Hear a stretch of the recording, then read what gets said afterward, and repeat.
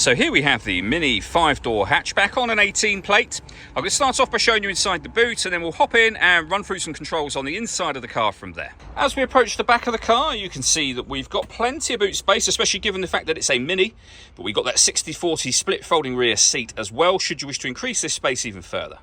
Okay, now that we're inside the car, we're going to start with the dials. Over on the left-hand side, we have the rev counter, we have the speedometer in the middle, and the fuel gauge on the right-hand side. Also in the middle, you can see the total miles for this car. They are 34,879.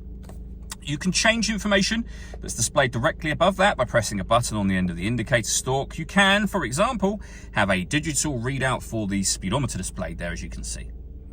Over in the center, we then have the stereo for the car. So on and off, and volume up and down from on here. You can access various different settings by pressing a menu and then using this dial, and you can see what each setting is. It will tell you just there. So you can access your radio, for example, and you'll see there we've got FM, AM, and DAB. If you want to listen to your own music, you can do so under the multimedia heading. We can plug in a USB device and an auxiliary device as well from here. You can also pair up your phone in order that you can make and receive phone calls inside the car as well. Below that, we have the air conditioning. So you can adjust the direction the air is being distributed in once it enters the car, the fan speed, and of course the temperature over on this right hand side. When you're happy with those settings, that's your air conditioning on. Same button to turn it off again.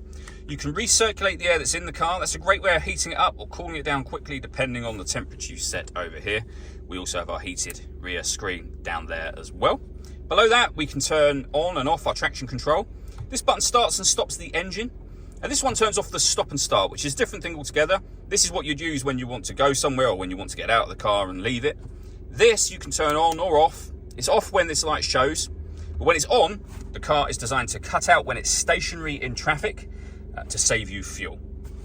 Underneath that, we have a 12-volt charging socket, USB and auxiliary inputs, and then the 6-speed manual gearbox. All that leaves me to say is thank you for taking the time to watch this video.